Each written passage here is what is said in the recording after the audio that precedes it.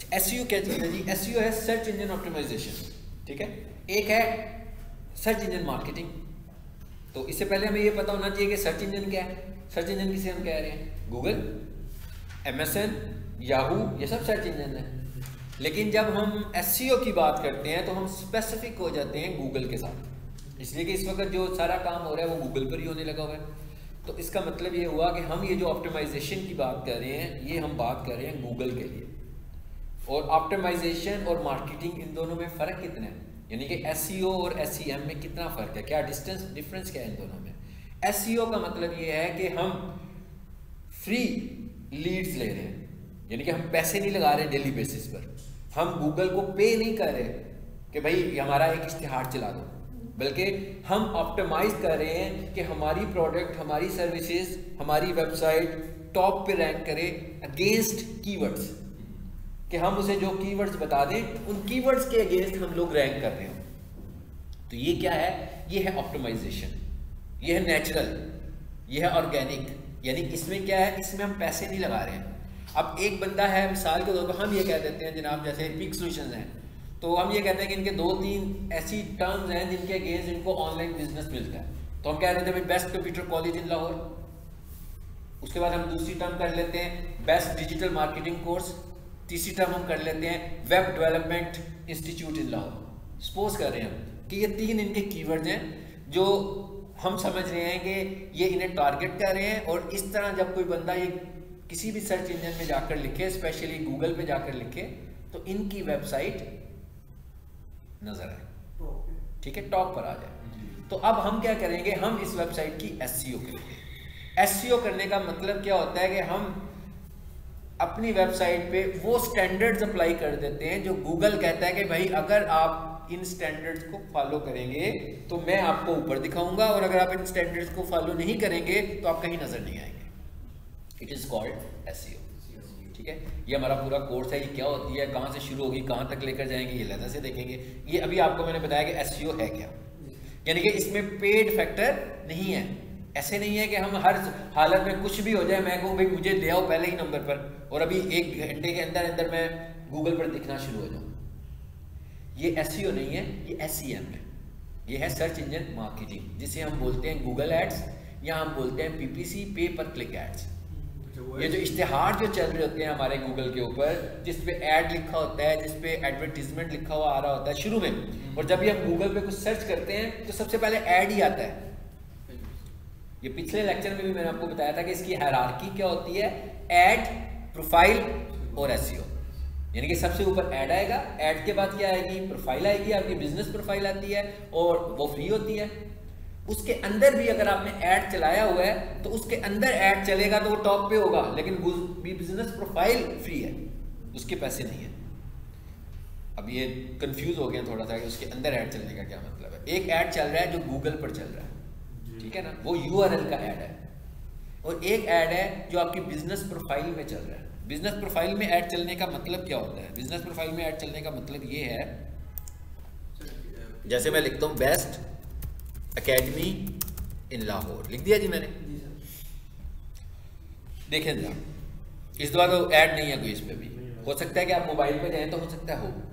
अब ये भी एक फ़र्क है, मैंने कहा ये भी एक फ़र्क है कि अब हम जो ऐड चलाते हैं ना वो डेस्कटॉप पे बहुत कम चलाते हैं। हम जो ऐड चला रहे होते हैं वो मोबाइल पर चलाते हैं। उसकी वजह यह है कि लोग तो मोबाइल हाथ में पकड़ के बैठे हुए हैं कोई भी, और जो बंदा डेस्कटॉप से हमारे ऐड को देख भी लेता है, क्लिक भी कर देता है, वो इतना रिस्पॉन्सिव नहीं होता। तो इसलिए हमारा जो फोकस होता है ना वो एडवर्टीजमेंट का, पेड एडवर्टीजमेंट का, वो हम कहते हैं भाई मोबाइल पर चलाओ। मैं अभी ये करके देखता हूँ कि क्या होता है भाई, यहाँ पर मोबाइल पे क्या होता है ये भी देख लेते हैं।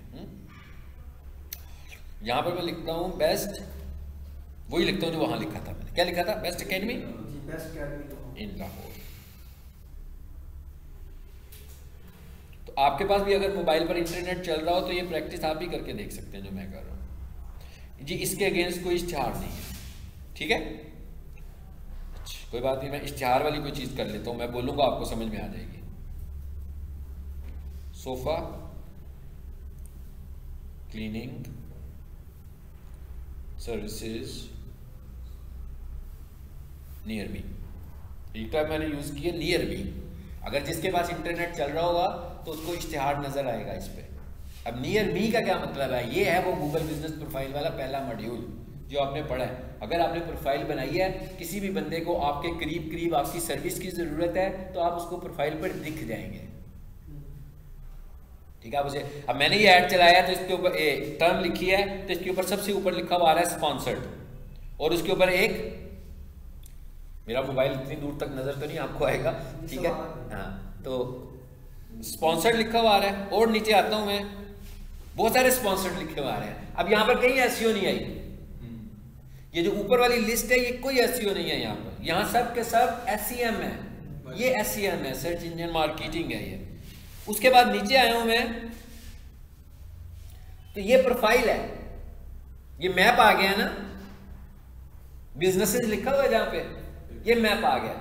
ये मैं कह रहा हूं कि भाई सबसे पहले मैप बना लो अपना, ताकि किसी भी बंदे को आपके नजदीक अपनी सर्विसेज की जरूरत पड़े तो वो गूगल पे सर्च करे तो आप उसको मिल जाए और वो क्लिक करे, ठीक है ना। मिसाल के तौर, जैसे मैं यहाँ पर बैठा हूँ, मैं कहता हूँ किसी को डिजिटल मार्केटर की जरूरत है तो मैं अपनी यहाँ पर एक प्रोफाइल बना लेता हूँ कि कोई भी ढूंढ रहा हो कि भाई best digital marketer near me, तो मेरी प्रोफाइल उसको दिख जाए, वो कॉल का बटन प्रेस करे, सीधा मुझे फोन आ जाए।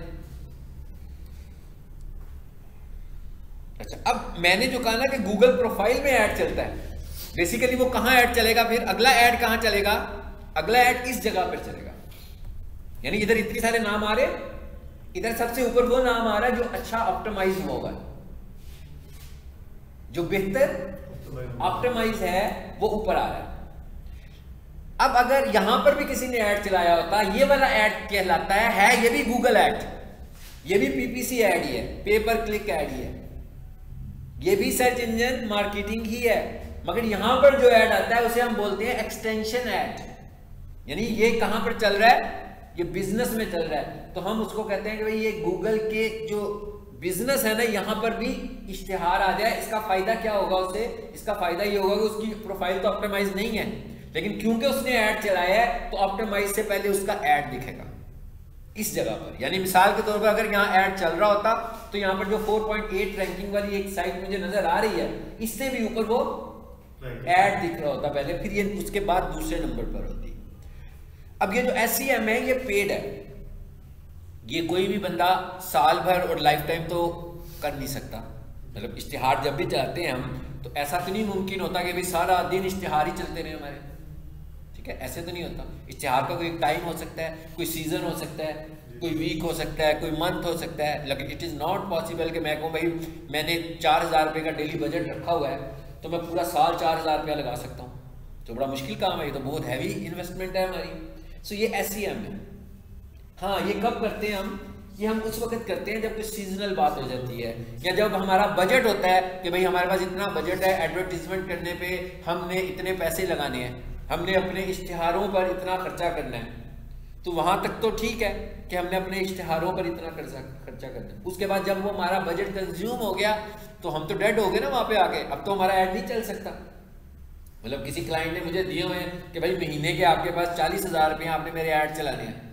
अब वो 40,000 अगर मैं 30 दिन में चलाऊंगा तो डिवाइड करके चलाऊंगा, और अगर मैं चाहूँ नहीं यार पहले 10 दिनों में चला लेते हैं, लोग ज़्यादातर रिटर्न करते हैं पहले 15 दिनों में, तो इसका मतलब क्या हुआ कि 15 दिन तरीके के बाद तो इश्तिहार नहीं चलेगा उसका, और उसकी थ्रो भी उतनी अच्छी नहीं होगी फिर बजट की लिमिटेशंस की वजह से। तो जब वो इश्तिहार बंद होगा तो वो दिखना बंद हो जाएगा। तो ये कोई लाइफ टाइम काम तो नहीं है, ये तो सीजनल काम है। इसका मतलब क्या हुआ कि ये काम तो वो भी करेगा जिसने SEO कराई होगी, ठीक है ना, एडवर्टीजमेंट तो वो भी करेगा। अब एक टाइम था जब इस तरह की एडवर्टीजमेंट्स को इतना कंसीडर नहीं किया जाता था, मतलब एक दौर था।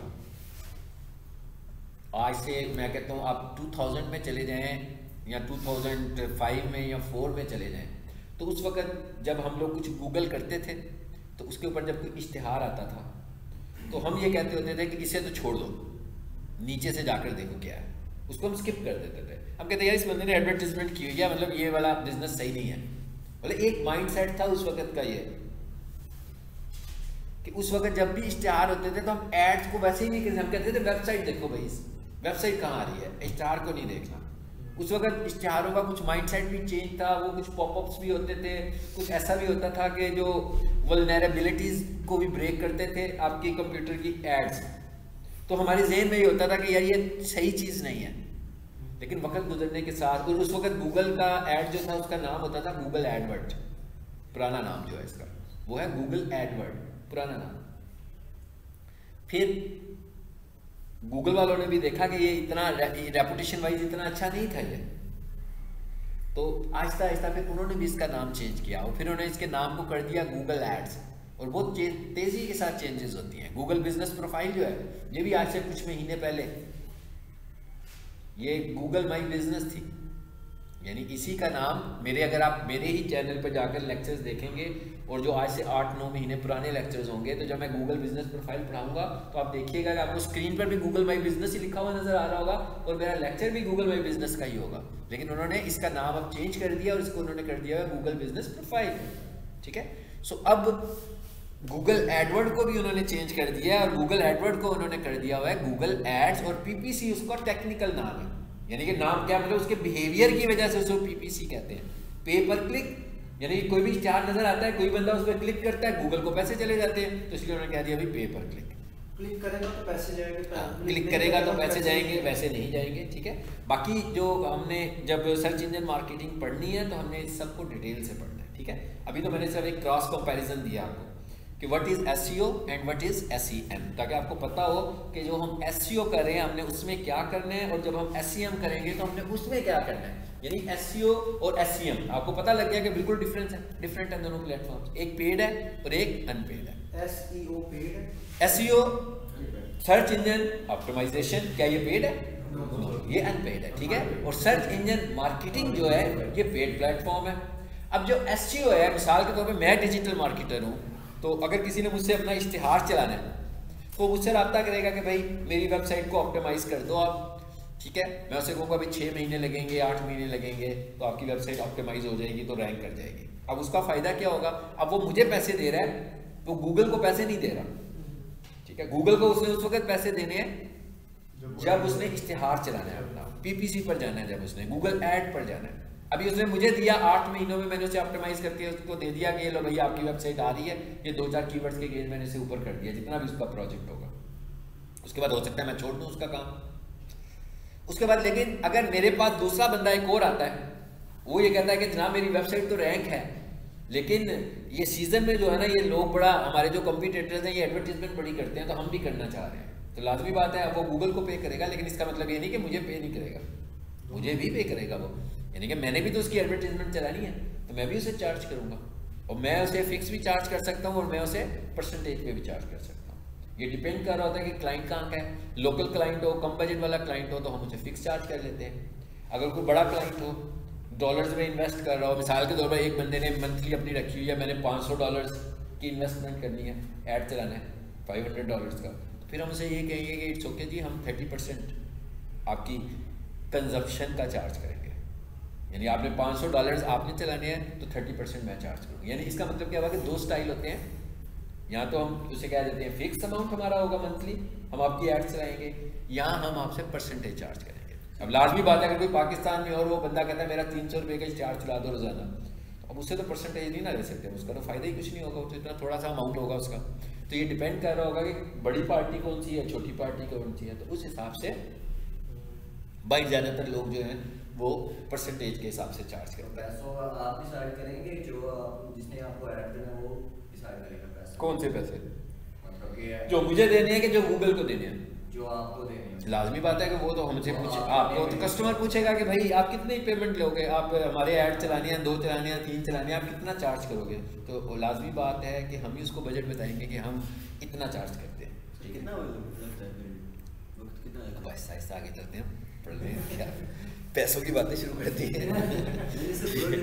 ये डिपेंड, अभी आपको साइंस बता तो दी है मैंने कहा, अगर बड़ी पार्टी होगी तो ज़्यादा चार्ज करेंगे, छोटी पार्टी होगी तो लमसम चार्ज कर लेंगे। मतलब अब कोई बंदा मुझे कहता है कि मैंने $500,000 का ऐड चलाना है, ठीक है, तो मैं उसे परसेंटेज पे चार्ज करूँगा, मुझे ज़्यादा डॉलर्स हैं। अगर कोई बंदा मुझे कहता है कि नहीं जी मुझे 200 का ऐड चलाना है, और कभी मैंने रोकना भी होता है बीच में जाकर, ठीक है, एक आधा हफ्ता मैं रोक भी लूँगा, तो फिर मैं उसे कहूँगा तो आप जो मर्जी करें, मैं आपसे लमसम इतने पैसे लूँगा, आप जितने मर्जी ऐड महीने के मुझसे चला लें। चलिए, अब ये तो बात हो गई हमारी कि हमने देखा कि what is SEO and what is SEM, ठीक है। अब हमने कहाँ से शुरू करनी है बात, ठीक है। अब ये बात है, अब हम बात वापस आ रही है एसईओ के ऊपर। Search engine optimize. अब सर्च इंजन ऑप्टिमाइजेशन की बात करेंगे तो इसमें हमारे पास दो फैक्टर्स हैं, एक को हम बोलते हैं ऑन साइट एसईओ और एक को बोलते हैं ऑफ साइट एसईओ। जी टेक्निकल एसईओ भी होती है, वो ऑन साइट में ही कवर कर लेंगे, लेकिन हमने उन चीज़ों को नाम टेक्निकल का दिया हुआ है, ठीक है। वो देखेंगे किन चीज़ों को नाम हमने टेक्निकल का दिया हुआ है, ठीक है। अब ऑन साइट एसईओ का क्या मतलब है, बिल्कुल ऐसी है जैसे हम ये कहीं पेड सॉल्यूशंस की मार्केटिंग करनी है, तो मैं कहता हूँ भाई ऑन साइट मार्केटिंग करो, मतलब कभी इस कमरे में घुस जाएंगे, कभी उस कमरे में घुस जाएंगे, ऐसी है ना। क्लास हो रही है, ठीक है, नई नई ऑफर्स लेकर जाएंगे हर क्लासरूम में कि जनाब ये ले ले इतनी, अभी हमने एक नया कोर्स लॉन्च किया है, इसमें 30% डिस्काउंट है, मतलब वो घूम फिर के आपके पास आ जाएंगे, आपको कहेंगे कि जनाब ये नई क्लास हम ऑफर कर रहे हैं, अगर आपके रेफरेंस से कोई स्टूडेंट आए तो दिस जो भी होगा। तो ये सब कुछ क्या हो रहा है, ये ऑन साइट पे काम हो रहा है हमारा। लेकिन ऑफ साइट एसईओ के क्या मतलब है, ऑफ साइट मार्केटिंग का मतलब ये होगा कि किसी रेस्टोरेंट में जाएंगे, मैं वहाँ पर जाकर अपनी एक स्टैंडी लगा देता हूँ, पैकेजेस माल में देखते हैं भाई सेल चल रही है, 50% ऑफ हुआ है, वहाँ पर सारी ब्रांड्स आई हुई हैं, मेरी उन ब्रांड के साथ कुछ तय हो गया, मैंने कहा भाई मैंने अपनी स्टडी लगानी है आपकी ब्रांड के अंदर, तो अब वो क्या रहा है, उसकी ब्रांड में मेरी मार्केटिंग होने लगी हुई है। इसी तरह जब हम दूसरों की वेबसाइट पर जाकर अपनी वेबसाइट के लिंक्स लगाएंगे तो ये क्या होगी, ऑफ साइट ऐसी होगी। और ये क्यों होगी, इसका फ़ायदा ये होगा कि हम उनकी पॉपुलैरिटी को शेयर करें। जब हम उनकी पॉपुलैरिटी को शेयर, मिसाल के तौर पर यहाँ पर आप जितनी मर्जी मार्केटिंग कर लें, क्लाइंट तो पीक का ही होगा, बाहर सड़क पे खड़े हो जाएंगे तो वो वॉकिंग क्लाइंट होगा। लेकिन जब आप पैकेजेस माल में 5 ब्रांड्स के अंदर मार्केटिंग कर रहे होंगे तो वो एक बड़ा सही जेन्युइन क्लाइंट होगा, वो उनका क्लाइंट होगा, उन ब्रांड्स का क्लाइंट होगा।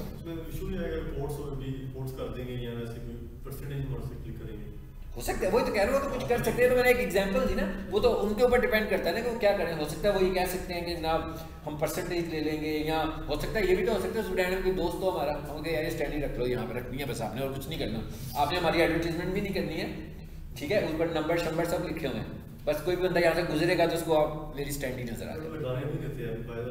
हाँ बिल्कुल ऐसे ही है, बिल्कुल ऐसे ही है।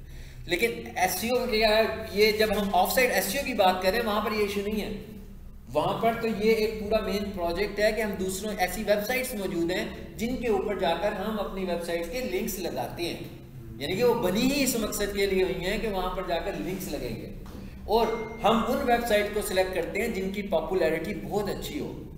जब उनकी पॉपुलैरिटी, मिसाल के तौर पर मैं कहता हूँ कि फेसबुक जो है उसकी डोमेन अथॉरिटी 100% है, ट्विटर की इतनी है, किसी की 80% है, किसी की 70% है। अब जब उन वेबसाइट पे जाकर मेरी वेबसाइट का लिंक लगेगा तो मुझे भी उसका शेयर मिल जाएगा, उसकी पॉपुलैरिटी का शेयर मुझे भी मिलेगा। कैसे मिलेगा कि मेरी भी अगर डोमेन अथॉरिटी 5 से शुरू हुई थी तो ये लिंक्स लगाने से मेरी domain authority Aahista Aahista grow होना शुरू हो जाएगी। और ग्रो क्यों हो रही है, क्योंकि मुझे अच्छी अच्छी वेबसाइट से लिंक मिल गए।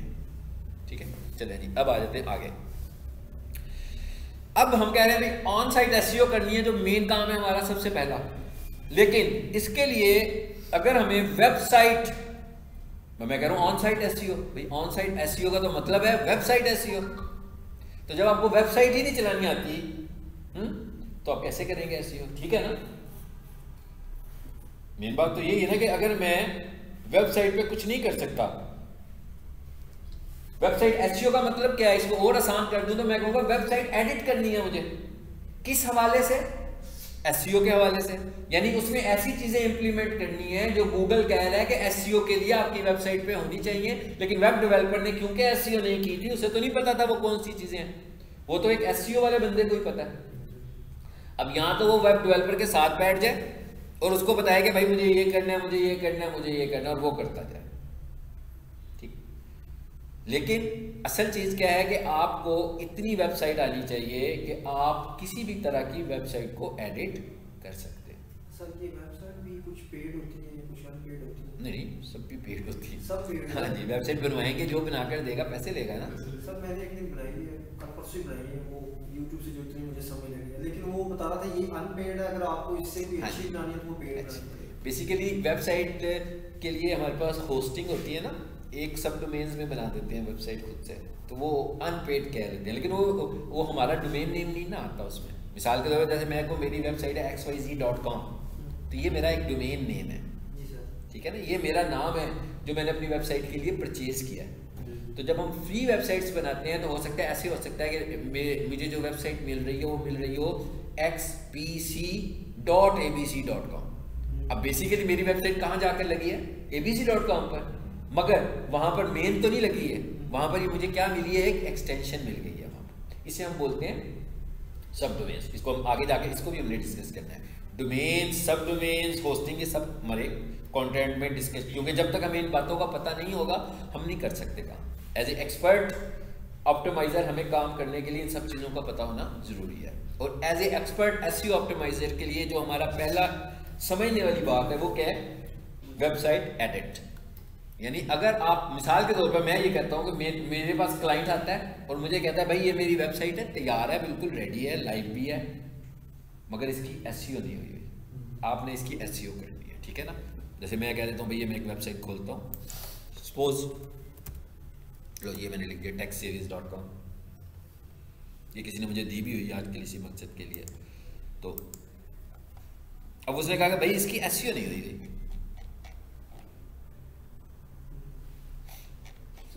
ठीक है। अब इसका मतलब क्या हुआ, अब अगर मैं इस वेबसाइट को चेंज नहीं कर सकता तो मैं एसईओ भी नहीं कर सकता, क्योंकि इस सारे काम के लिए मुझे वेबसाइट को चेंज करना आना चाहिए। यानी मैं क्या कहना चाह रहा हूं कि अगर हमें वेबसाइट एडिटिंग नहीं आती तो हम एसईओ नहीं कर सकते, ठीक है। अब इसका मतलब क्या हुआ, साबित क्या हुआ इससे, वेबसाइट एडिट करनी हम सबको आनी चाहिए। यानी हम जितने लोग बैठे हुए हैं सब लोगों का कंट्रोल होना चाहिए वेबसाइट को एडिट करने पर, ठीक है। अगर आपका कंट्रोल वेबसाइट एडिट करने पे नहीं है तो इसका मतलब क्या हुआ कि आप तो एसईओ नहीं कर सकते, आपको तो एक बंदे की ज़रूरत है साथ जो आपको हेल्प कर रहा हो। आप चीज़ें मुझसे सीख लेंगे, सारे कॉन्सेप्ट सीख लेंगे और आप उसको बताते जाएंगे भाई अब ये करो, अब ये करो, ये मुझे आता नहीं है करना। इसलिए हम लोग अपनी बात शुरू करते हैं वेबसाइट एडिटिंग से। यानी मैं ये सपोज करता हूँ कि आप लोगों को वेबसाइट पे काम करना नहीं आता, और मैं ये भी नहीं कहता हूँ कि आप लोग पैरेलल एक वेबसाइट का पहले कोर्स कर लें, ठीक है। तो ये कोई शर्त नहीं है कि वेबसाइट का कोर्स करें। और एज ए डिजिटल मार्केटर हमारे पास ऑलरेडी इतने सारे मॉड्यूल्स हैं, हमने जिन पे काम करना है तो हम एक और मॉड्यूल को छेड़ लेंगे, तो ये वाला मॉड्यूल तो है भी बहुत ज़्यादा टाइम लेने वाला और अलहदा से एक पूरी जॉब है ये। तो हमें क्या करना आना चाहिए, वेबसाइट्स को एडिट करना आना चाहिए। अब हम क्या करेंगे, उससे पहले हम ये समझ लेते हैं कि वेबसाइट्स हमारे पास कितनी तरह की हैं। सिंपली दो तरह की वेबसाइट्स हैं। एक वेबसाइट वो है जो कोडिंग वाली वेबसाइट है, ठीक है, जिसमें हम कोडिंग करते हैं और वेबसाइट बना लेते हैं। बेसिकली जो दूसरी तरह की वेबसाइट है वो भी कोडिंग वाली ही है, मगर उसका फ्रंट एंड कोडिंग वाला नहीं होता। यानी कि दोनों ही वेबसाइट्स कोडिंग वाली हैं, लेकिन एक का फ्रंट एंड जो है वो ग्राफिकल है और एक का जो फ्रंट एंड है और बैक एंड। फ्रंट एंड का क्या मतलब है, फ्रंट एंड मतलब ये है मैं बैठा हूँ आपके सामने, आप मुझे देख रहे हैं लेकिन मेरे नॉलेज को आप नहीं देख रहे हैं, है ना। तो मेरा फ्रंट एंड कुछ और है, मेरा बैक एंड कुछ और है।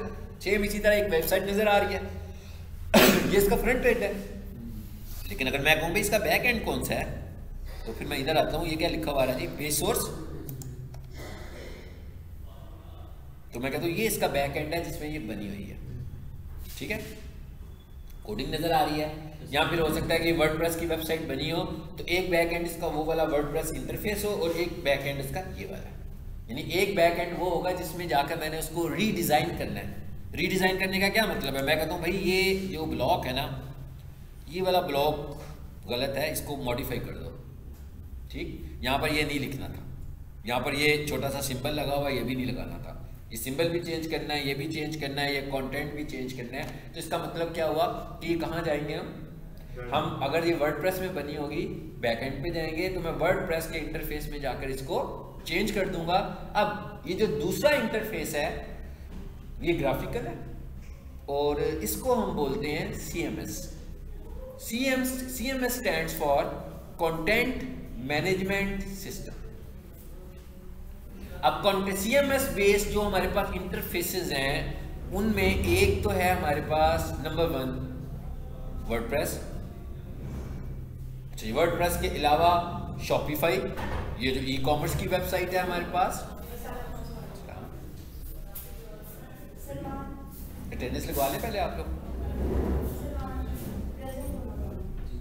मोहम्मद उस्मान, सैयद मोहम्मद अली रिजवी, सैयद मोहम्मद अब्बास, मुआज नवाज, फैसल खालिद, सैयद अहमद शाह, खिजर, सलमान, अब्दुल सिद्दीक हो।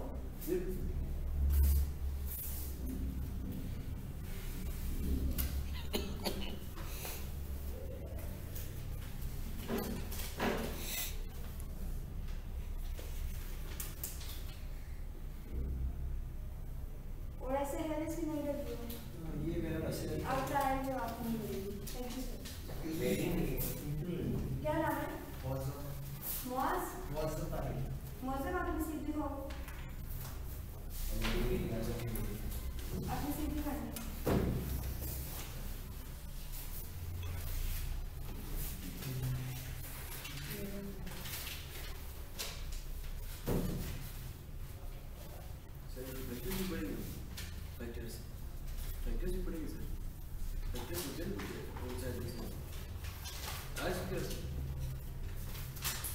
सर आपसे मैंने क्वेश्चन किया, मैंने कल IDM की ना एक मीटिंग अटेंड की है यहाँ पे ना अली इंस्टीट्यूट पे।